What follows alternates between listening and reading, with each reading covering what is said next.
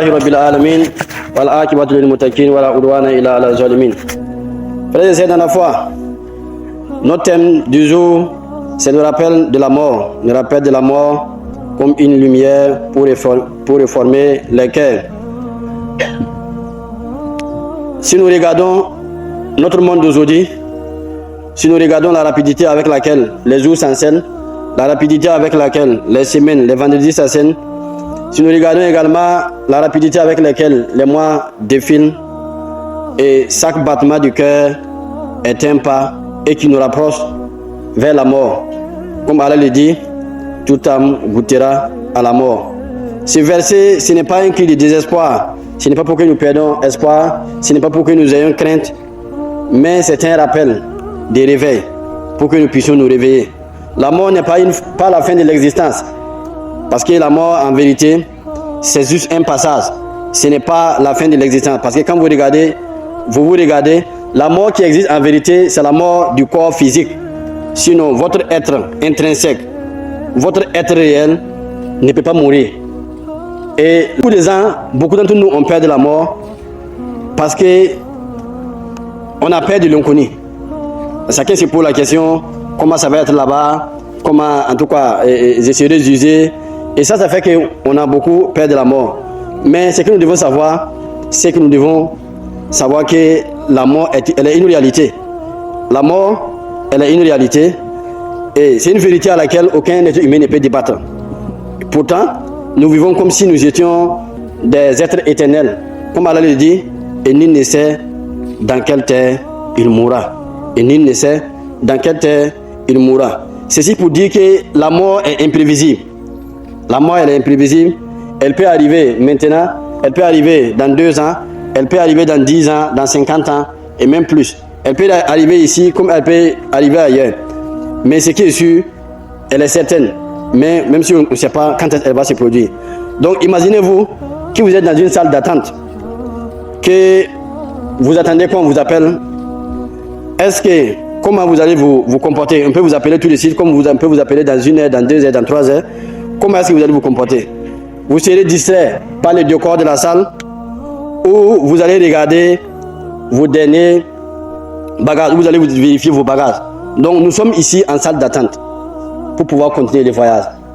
La terre, notre vie sur terre là, c'est une salle d'attente, comme quelqu'un qui part dans un aéroport ou dans un gare et qui attend que le car bouge. Cela est ainsi qu'est notre vie. Parce que la réalité c'est ça, on ne sait pas quand est-ce on va bouger, on ne sait pas quand est-ce on va nous rappeler. C'est pour ça on doit toujours être aux aguets, on doit être toujours constant, en train de se préparer, de se rappeler véritablement et de voir ce qu'il faut améliorer avant que le démarrage ne puisse commencer. Parce que c'est sûr que sur le train de démarrage, si vous avez oublié quelque chose, il n'y a plus moyen de pouvoir le reprendre. Parce que c'est passé, c'est passé. Il faut dire également que le rappel de la mort doit être un frein contre l'ego et les péchés. Comme le prophète nous dit dans un hadith, rappelez-vous souvent de celle qui détruit les plaisirs, c'est-à-dire la mort. Rappelez-vous souvent de celle qui détruit les plaisirs. Pourquoi on appelle ça celle qui détruit les plaisirs?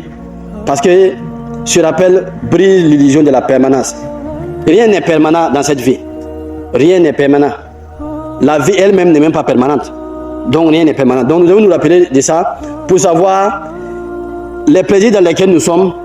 Il y a une fin à ça. Même si nous sommes aussi dans des souffrances, il va y avoir sûrement une fin à ça.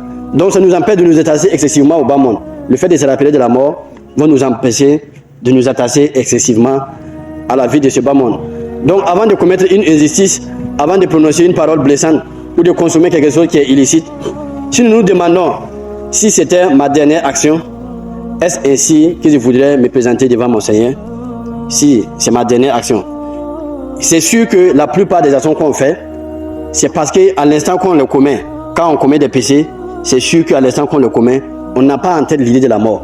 Sinon, si on se rappelait de la mort et qu'on se disait que c'est peut-être ma dernière action, si vous partez pour voler et que vous pensez que c'est peut-être votre dernière action comme ça, et que juste après, c'est possible que vous mourrez, c'est sûr que vous allez réfléchir par 2 fois avant de continuer votre acte. Si vous voulez forniquer, si vous pensez que c'est peut-être votre dernière action comme ça, que peut-être vous n'allez pas pouvoir terminer l'acte avant que Allah vous rappelle, c'est sûr que si vous pensez à la mort en cet instant, ça va vous rappeler et vous éviter de commettre l'acte.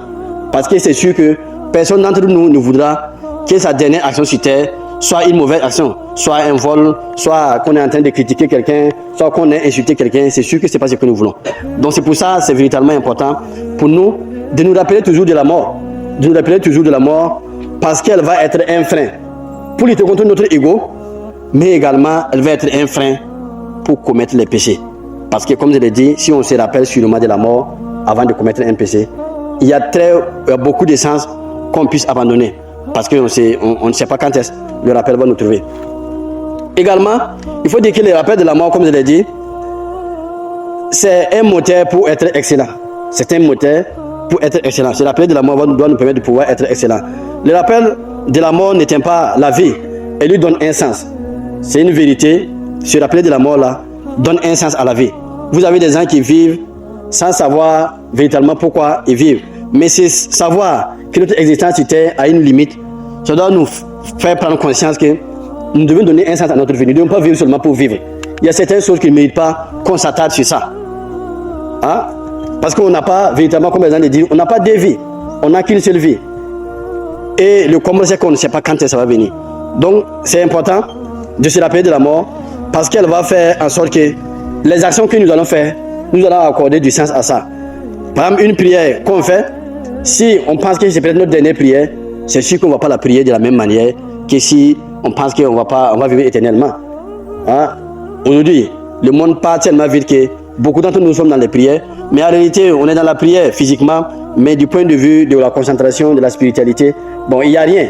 Nos prières sont vides. Raison pour laquelle nous prions, mais nos caractères ne changent pas, parce que nos prières ne sont pas véritablement des prières qui sont dignes de concentration, des prières dans lesquelles nous avons véritablement la sérénité. Nous sommes dans la prière, mais en réalité, nous ne sommes pas. Donc, si on se rappelle de la mort, si on sait que peut-être c'est la dernière prière que je suis en train de faire, peut-être qu'on va changer notre manière de faire. Les problèmes auxquels on pense quand on est dans la prière, c'est sûr qu'on peut se dire, ça peut attendre. Le prophète sallallahu alayhi wa sallam dit dans un hadith, soit dans ce monde comme un étranger ou un voyageur. Soit dans ce monde comme un étranger ou un voyageur. Et comme vous le savez, un voyageur ne s'encombre pas de meubles lourds dans un aéroport. Un voyageur, il garde seulement l'essentiel. Il garde seulement ce qui est essentiel. Un voyageur ne va pas transporter sa maison pour voyager avec. Il ne va pas transporter des meubles qui sont lourds. Il ne va pas transporter ses comptes bancaires pour voyager avec. Il garde seulement l'essentiel. Nous aussi, nous sommes des voyageurs sur cette terre. Nous devons comprendre que nous devons nous contenter de ce qui est essentiel. Nous préoccuper de ce qui est essentiel. Hein? Parce que nos bagages pour l'au-delà, ce n'est pas des diplômes. Les bagages qu'on va emporter à l'au-delà, ce n'est ni des diplômes, ce n'est ni des comptes bancaires, mais c'est nos bonnes œuvres qu'on va apporter. C'est les véritables bagages qu'on va amener avec nous à l'au-delà. Donc on veut dire que, en tant que voyageurs, nous devons rassembler des bagages de bonne action. Mais pas des bagages de biens, pas des bagages de diplômes ou quoi que ce soit. Il faut savoir que tout ça, c'est des choses qui vont rester. Comme un voyageur ne s'encombre pas avec des choses qui sont futiles, nous aussi, nous ne devons pas nous encombrer avec des choses qui ne sont pas très très importantes. Donc, il faut dire qu'un mot entier qu'on dit à quelqu'un, une aumône discrète qu'on a fait sans que personne ne sache, hein, une main tendue qu'on a donnée à quelqu'un, un sourire seulement qu'on a fait à quelqu'un, ce sont véritablement les meilleurs des bagages qu'il faut emporter avec soi à l'au-delà. Donc, le rappel de la mort doit véritablement nous amener à donner un sens à notre vie, mais également à se concentrer sur ce qui est essentiel et laisser tout ce qui est futile. Il faut dire qu'également, le rappel de la mort nous amène à la purification et à l'apaisement du cœur. Hein. Frères et sœurs, sachez que le rappel de la tombe est le meilleur remède contre la dureté du cœur. La plupart du temps, si vous allez au cimetière, quelle que soit votre incrédulité, à un moment donné, vous allez en tout cas avoir le cœur adouci. Vous allez penser, vous allez réfléchir à vos actions. Si vous avez déjà accompagné un cadavre, ou bien on va dire un corps à la tombe au cimetière, vous savez que quand on est là-bas, la plupart du temps, on a une certaine prise de conscience. Parce qu'on se rappelle que la personne qu'on est en train d'accompagner, demain ça peut être nous. Et c'est comme ça, chacun a son jour et on va partir. Donc, le rappel de la mort va nous aider à pouvoir lutter contre les cœurs qui sont durs, va nous aider à lutter contre véritablement nos mauvaises actions. Ça va nous aussi pousser à pardonner. Parce qu'il ne sert à rien de refuser de pardonner quelqu'un tout en sachant que peut-être dans quelques années, vous allez tous vous retrouver sous terre comme des voisins. Également, ça va nous pousser à l'humilité. De savoir que, quels que soient nos titres, quelles que soient nos acquisitions, quel que soit notre niveau, tout ça c'est des choses du dunya. Ça ne va pas nous suivre. Personne n'est déjà mort et qu'on est allé l'enterrer avec sa maison, ni avec sa compte bancaire, ni avec son véhicule. Quand on part, c'est avec ce qui est essentiel. C'est pour ça qu'il faut toujours être humble, il faut toujours rester dans l'humilité. Quelles que soient les faveurs que vous avez sur terre, il faut garder l'humilité. Et c'est le rapport de la mort qui peut nous faire comprendre ça. Parce qu'on ne va pas aller dans la tombe avec beaucoup de choses. Ce qu'on va apporter avec nous, c'est les bonnes actions. Et également notre linceul seulement. On va aller avec linceul. Ce n'est même pas un habit de valeur, c'est un tissu d'appel 1000 francs le mètre. C'est ça, c'est dans ça qu'on va vous emballer pour aller déposer. On trouve que peut-être, voilà, le reste là c'est du gaspillage. Peut-être trouver un tissu hyper coûteux, c'est du gaspillage pour vous. Même si vous étiez réussité. Donc vous voyez que ce qui va nous suivre véritablement, ce n'est pas tout ce qui est sur quoi nous sommes en train de courir. C'est pour ça qu'il faut se rappeler de la mort pour pouvoir non seulement pardonner, mais également être humble, rester humble quelles que soient nos acquisitions. Également, il faut dire que le rappel de la mort nous permet véritablement de nous réformer sincèrement. Voilà, de nous réformer sincèrement. Et des pratiques, des exemples de pratiques qu'on peut faire pour pouvoir se rappeler régulièrement de la mort, c'est de visiter les tombes. Pour pouvoir se rappeler aussi de la mort, pour pouvoir se réformer, c'est de visiter les tombes, pour voir de nos yeux notre demeure finale. Vous pouvez être dans un R+10, mais votre demeure finale, c'est un trou de profondeur 1 mètre ou 1 mètre et demi, avec une largeur d'à peine. Quand on creuse, on fait en sorte que ça ne soit pas trop large, pour que ça puisse juste vous contenir. Ce n'est pas des palaces, il n'y a pas de piscine. Votre dernier demeure, c'est là-bas. Donc il faut prendre le temps, de temps en temps, d'aller visiter les tombes, pour voir votre réalité. Votre terminaison, c'est là-bas. Notre terminus, c'est là-bas. Donc c'est important pour nous de véritablement visiter les tombes pour nous rappeler de notre demeure finale et également pour cultiver l'humilité. Également, il faut apprendre à méditer. Il faut méditer chaque fois si on peut avant de dormir pour faire un bilan. Avant de dormir, on doit méditer pour faire un bilan de notre journée. Est-ce que si je devais mourir aujourd'hui, est-ce que je suis en paix avec Allah? Est-ce qu'il n'y a pas de choses à me reposer? Parce qu'il y a des gens qui ont dormi et ne se sont pas réveillés. Et ça, ce n'est pas des histoires qu'on raconte. Ça existe partout. Et on le voit peut-être, on a des connaissances qui se sont couchées et ne se sont pas réveillés.